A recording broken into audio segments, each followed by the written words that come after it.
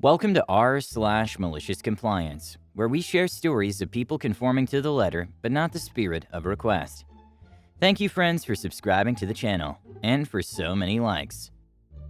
Today's story is HOA wants me to join, so I do, just not how they expected. So this story is about a property I own but rent out. This may sound strange, but I don't think I could afford to live there these days. It's become somewhat exclusive. Background: a million years ago, my property was part of a large farm. I bought it about 30 years ago, long after the farm was broken up, but before there was any development near it.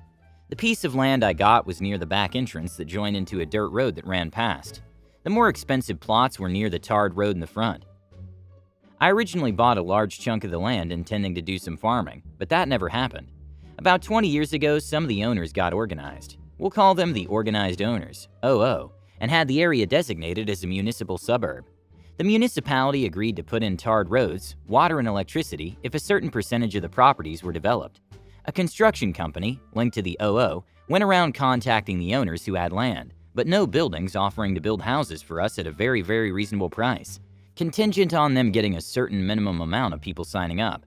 While this was happening, one of the OOs approached me and offered to buy half my property.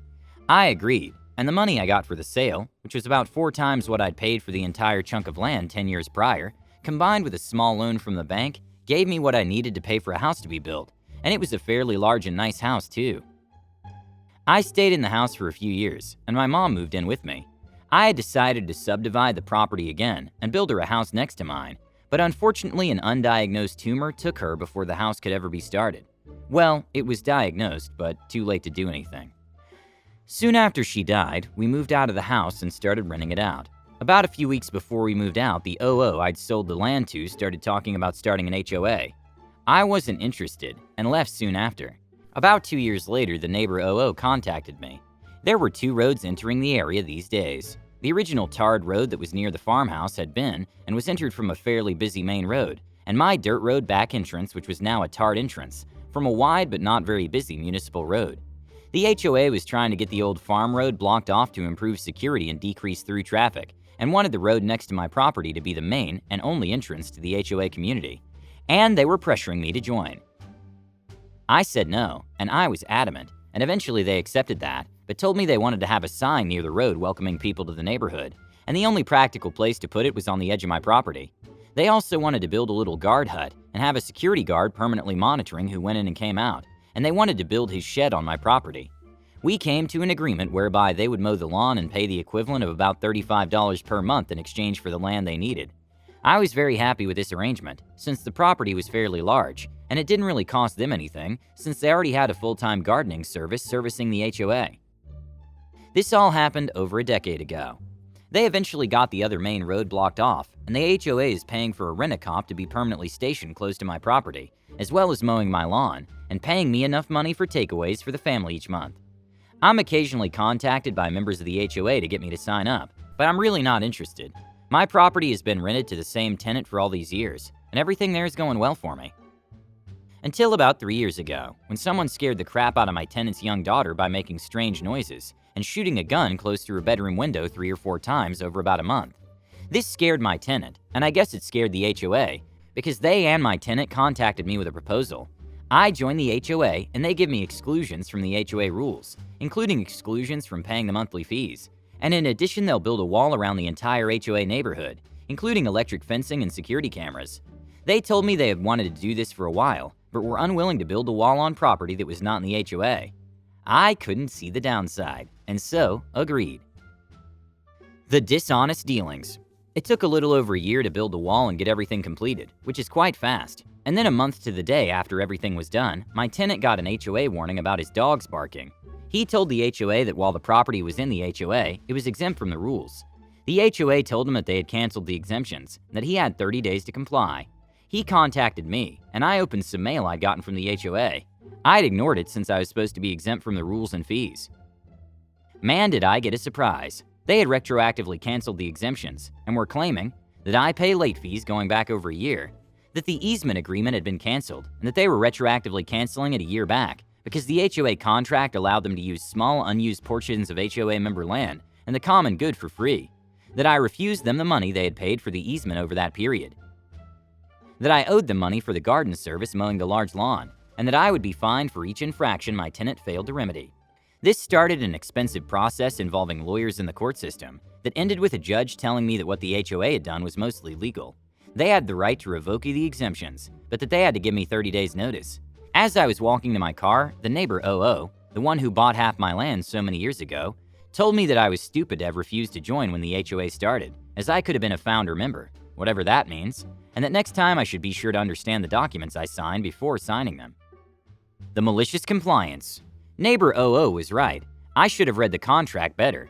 Also, I was interested in what it meant to be a founding member. Spoiler, nothing. And so when I got home, I grabbed the HOA contract I'd signed, as well as the other documentation they had provided me with, and started reading. I was determined to break every rule I could find a loophole to break. I didn't get past the first page. While the street address of the property is used to identify it for all practical purposes, in the city records it has a unique property number that has to be used on legal records. When my mom moved in, I'd subdivided the remaining property, but hadn't yet started building on it. And when I gave the HOA the easement all those years ago, it had been on the property I'd sliced off for my mom. And when the HOA set up the contract, they had simply used the property number from the easement. The next afternoon, the neighbor OO delivered and had me sign for 2 documents, one telling me that my exemptions would expire in 30 days, and one letting me know that the easement would no longer be required after 30 days. I think he was being a bit malicious here, because I lived about an hour away from the property, and he drove out himself. The revenge. Exactly 30 days to the hour after the HOA had given me the 30 days notice, I knocked on the neighbor OO's door.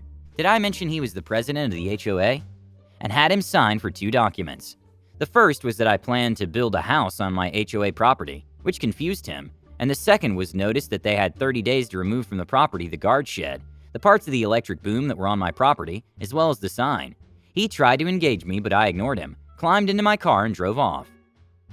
Early the next morning, I got a call from the HOA lawyer, who explained to me that their junk would be staying on my property, since it was in an unused part of my land. I explained that I was building a house there, and that the land would not be unused anymore. I could hear the smirk as he told me that building a second house to be spiteful would not be accepted by the courts. I sure hope he could hear the smirk in my voice when I told him that the property in question did not have a house, and was in fact barely large enough for a house to be built, and would not be large enough for any extraneous buildings. I then told him to go look up the property in question and call me back. I had sliced off just enough to be legal, which was just enough to build a small house. It took them just under 5 days to get back to me. Their lawyer told me that the terms of the easement meant that I could not cancel without their permission. So I emailed him a photo of the document they sent to me, canceling the easement. That afternoon, neighbor OO invited me to lunch, his treat to discuss the problem. I said no thanks. He extended the offer again 2 days later, and again I said no thanks. Others of the original OO contacted me to try to talk. Some sounded aggressive, some sounded sympathetic. I said no thanks to each of them. Eventually, the lawyer phoned and asked if we could come to some sort of arrangement. I asked what he had in mind, and he told me that he was prepared to discuss exclusions in exchange for access to my property. So I said no thanks, and please don't call me again. About 9 days before their 30 days was up, I got a call from a different lawyer. He said he wanted to negotiate a surrender. His words, not mine. I agreed to meet him at his office the next day. I'd already had documents drawn up, and the meeting was as simple as me giving him the documents and him reading them over. My new easement offer. Include everything offered by the old easement offer. I changed the line "mow the lawn" to get the property to HOA standards and keep it there, since it was now in the HOA. Would cost them about $500 per month instead of $35. This amount would increase with inflation. The previous contract didn't include that bit. When canceled for whatever reason, the HOA would have to pay me a cancellation fee of around $7,500. The contract automatically terminated 30 days after. Any disciplinary action was taken against me, my tenant, or the property. Any complaints were levied by the HOA against the property. Any legal action was taken against the property by anyone in the HOA. That lawyer who had offered to negotiate surrender would be allowed to mediate any disputes between us, at HOA expense, and that the HOA would pay all my legal fees if any legal action was taken against me. I deliberately left some insane things in there so that I could appear to concede some points, to be negotiated down when the HOA got indignant about the points I actually cared about. The lawyer didn't look happy. He said that my proposal sounded unfair, but that he'd have the HOA president look at them. I reminded him that in 8 days I'd be setting a group of men armed with sledgehammers and anger management issues loose on whatever of theirs was still on my property. That evening, I got an irate call from the HOA president. He told me he was never going to sign the new contract. I said okay. He then told me I was charging too much per month and that it should be at the same rate as the previous contract. I pointed out that when I signed the previous contract, the area was under development and there was at least one other road leading in and out, but that now they were only mine. And besides, mine was now developed with everything they needed. He told me that I was forcing them to sign a document they didn't want to sign. I told him that he was free to not sign it. He whined about everything he could think of, and then eventually he told me I'd be hearing from his lawyer. The next morning, Surrender Lawyer called to ask if I'd be willing to come to their offices to sign the contract. I agreed. When I got there that afternoon, I learned that Surrender Lawyer was not a lawyer but a paralegal. He handed me the contract and asked me to sign it. He laughed when I told him I'd have to read through it first to make sure nothing was changed, and mumbled something that sounded like, "I'm sure you would." I read the contract. Nothing had been changed, not a single thing, and the HOA president had signed it, with the Surrender paralegal signing as witness. I looked at him and said, "Why did he sign this? It was stupid to sign it." And the paralegal looked at me and said, I started telling him that signing it would be a bad decision, but he told me I wasn't being paid to think or give legal advice and to shut up. So I shut up. I said, "Do you understand what he signed here?" He looks at me and nods. He said, "I asked him if I should have one of the lawyers look at it before giving it to you, and he told me that we had already billed enough for this, and that he'd sign it and sue me after their easement was safe." This happened about a year and a half ago. It took 6 months for the HOA to find out how screwed they were. They wanted to sue me, but their lawyers explained to them that there was no way to win. Even if the court sided with them, all they would get is the easement contract voided, and they did not think that the court would side with them. The lawyers were adamant about one thing. The HOA could not live with the HOA pays my legal fees if legal action was taken against me, since it didn't limit the people taking legal action against me to the HOA. As worded, the HOA would be forced to pay for my legal fees if anyone took legal action against me. They argued that the courts would probably not enforce that, since the context of the agreement was to do with the HOA, and I told them I was prepared to find out, since the HOA would definitely be the ones taking action against me if they challenged it. I eventually signed an addendum to the contract that said that the neighbor OO, HOA president, would personally pay all my legal fees, unless he held no position at all in the HOA, that the HOA would pay all legal fees if the HOA took legal action against me. He resigned from the HOA at the end of that meeting. I politely told him in front of everyone that he should not sign documents unless he understands what he's signing. He didn't look pleased. It came out during the mediation. You cannot imagine how happy the lawyers were that their paralegal was mediating, that without the ability to control access to the HOA neighborhood through the security boom, partially on my property, the HOA had become a gated community a number of years back. The HOA would be in breach of their own articles and would be dissolved.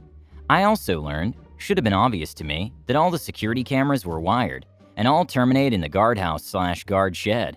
So basically it was my way or the end of the HOA. That first mediation was really quite funny. My paralegal looked more than a little glum as we assembled, and he called everyone to order. I suspected that he had been told to work against me, so I took the initiative. I reminded everyone there that I had agreed to let paralegal mediate, but that I had agreed to no arbitration at all. If I didn't like the proceedings were fair, I'd leave and they could go ahead and sue. Paralegal brightened up, and things actually went quite well. I'm writing this after getting home from the latest mediation. I built a paddling pool for the neighborhood dogs, as in I made it myself. I dug a hole, packed it with stone, and added a concrete finish. It was my first attempt, and if I say so myself, it looked, well, terrible. The HOA called for a mediation meeting, what they do now instead of taking official action. I've declined their mediation requests in the past, in which they told me as nicely as they could that the paddling pool was an eyesore right at the entrance of the HOA. I asked them to create a list of what needed to be fixed and how it needed to be fixed to give me at the next meeting. The list was extensive. It basically required the pool to be rebuilt from scratch. I asked them if there was any way to reduce costs on the work they needed to get it up to HOA standards, and they assured me there was not. I thanked them, pulled out a copy of the agreement where they had agreed to get the property to HOA standards, which I'd highlighted, and handed it to them with the list. I told them the HOA usually preferred if these things were dealt within 30 days. They started arguing until the mediator reminded them that they could not force me to comply without causing the easement to end. I should mention that their lawyers usually no longer attend these things. They said they would get it done. I found out that neighbor OO sold his property about 3 months back and is apparently leaving the country for Australia. I found out that the HOA had successfully sued him for a crapload of money they had lost to his mismanagement as part of his vendetta against me. I also learned that he had a vendetta against me. I have no idea what I did to upset him. I'm not sure if I'll screw with the HOA anymore. I already think I'm so close to breaking them, the only thing stopping them from canceling the contract is the massive financial loss if they do. I guess a lot depends on how they treat me and my tenants going forward.